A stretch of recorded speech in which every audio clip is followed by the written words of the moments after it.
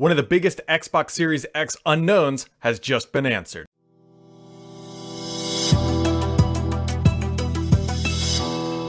What's up everybody, Brad here. Last week, Microsoft announced the Xbox Series X. And well, there's been a lot of knowns and a lot of unknowns. We know some of the specs, we know some of the games that are launching, we know some of the updates to the controller, but there's a lot of things that were not talked about. One, price, availability, the actual size, ports, and just a various smattering of other details that we're still waiting for Mr. Phil Spencer to drop upon us. But one of the biggest unknowns was actually the size of the device, because when they showed it off, it looked rather mighty. And I don't know if mighty was a good thing at that time, but now that we've had some time to look at it, really pick apart the details of what was talked about, what wasn't talked about, things that are shown off in the videos, I think we have a pretty good idea. And so here's what we're looking at. You can see this image here, and I'll throw it up on the screen right now. So looking at this image, you can clearly see it is going to be 15 by 15 by 30 centimeters, or in freedom units, that's 6 by 6 by 12 inches. So that's actually a really good thing. This thing is a little bit more compact than I think a lot of us,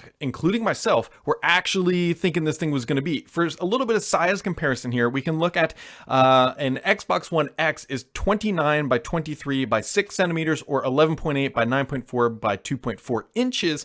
But I'm going to do you one better, because somebody over on Reddit threw up on Sketchfab an awesome little 3D interactive graphic here that really kind of shows off roughly the size of this device. Now keep in mind that these are all rough approximations based off of a USB type A port that was shown off in the video. If you actually look when the controller slides down at the very end, you can see a USB type A, and using that as your basis, because that is a known size, you can roughly estimate the size of everything else that is going to be coming with the Xbox Series X. And you can kind of just compare it here to some of the other consoles.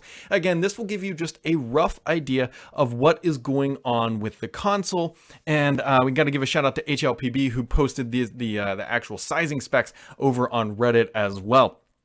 Those guys have really been digging in, which is super helpful to give somebody like myself, who can then pass along the information to you to help you get a better understanding of what is going to fit in your AV cabinet, what you got to do to free it up, or maybe you just want to throw it up on top like I'm probably going to do and show off the piece of hardware. Now, one thing I do want to point out here is that there are some really, really interesting mock-ups of this thing.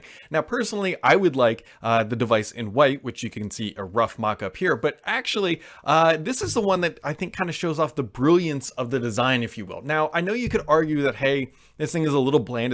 It's just a blank wall or a blank canvas, if you will. But look at it as a Minecraft console, right? That looks really good. That looks like something directly out of the Microsoft design shops. And you can imagine the company doing many, many other things with the console to make it, hey, look pretty dang good. Now, granted, the Xbox One S and X, I think, look pretty good, but they were limited on how you could expose a new design to them. With the way the Series X is looking, you've got unlimited possibilities. Now, one thing you do got to keep in mind is not everybody will be positioning this thing vertical.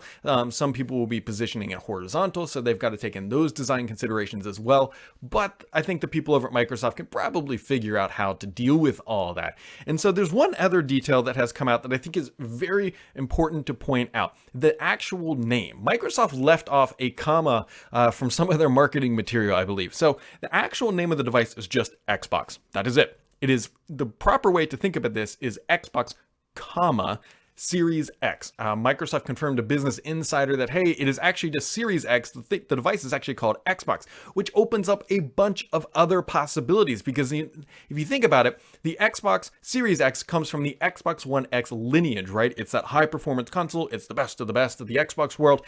And so it's an X. Well, it's not hard to figure out that, hey, they could have Xbox Series S. And actually, some people have done some design mock-ups. Captain One-Eyed Willie, well, he didn't exactly align to the name convention of S and X. I think he's got an interesting idea here. And so you can look at his mock-ups that show off different sizes, where you have the Xbox One X, or Series X, I should say, that we already know. And then he has a digital and a Lockhart versions. And so I think what Microsoft might be doing here is we'll have Series X for the high end, and then we'll have Series S for maybe the Lockhart or the digital version. I don't know if Microsoft is going to launch two different lower end SKUs, one with and without a disc. That will be we're going to have to wait and see on that, and that might come at a later time. But they're opening up the door by calling it Xbox, comma, Series whatever, because then that gives them multiple iterations that is going to make it a little bit easier on the naming convention. I think it's not quite quite clear yet how they're going to fully divulge the brand family, but I think that is the path that they are taking. And so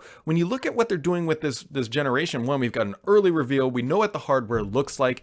We know a bunch of the specs, including what we got: Zen 2, we got NVMe storage, we've got up to 4K and up to 120 or up to 8K, I should say, and then 120 frames per second possibility, although I think 4K 60 is going to be the baseline that we're all going to be expecting. We have ray tracing, and so we've got a lot of good stuff coming from this console. But as I've said before, Microsoft is clearing the deck of all the hardware configurations and naming and everything else ahead of E3, which obviously takes place in June, so that, as Phil can say, he likes to talk about games at E3, and I think that's what Microsoft is going to be primarily focused on at E3. So this is just kind of giving you guys a better idea of what the size of the console is going to look like. I think that's a big deal because it looks so massive in some of the promotional material, but it actually seems to be a bit more compact. I'll be really curious to see if they remove this disk drive, if that allows them to shrink things down, and how much free space. We're gonna have to wait for somebody to actually get their hands on it and crack this puppy apart to see what the internal PCB, the layout of the LAN is gonna be. I would expect that the power supply would be at the bottom. We already know that there's a fan at the top, so heat's gonna come in and get pushed out the top, and that is, I mean, it's pretty basic PC configuration at this point. So I'd love to know what you guys think about the design. Are there any custom variants that you guys would like to see? I'd be curious to see what like a purple Fortnite version would look like. Microsoft has already put out a couple of those. Obviously, Gears of War is going to be out there. I wouldn't be surprised if we see a Forza at some point, because Microsoft loves those racing games, and so we will see. We will see. I think this is a good design. It is certainly growing on me, not physically, but growing on me in the way it looks. It's got that kind of modernist, brutal, architectural, I don't know, design, but I think it works. I think it's going to work for this device. Love to know what you guys think, and we'll catch all of you right back here next time.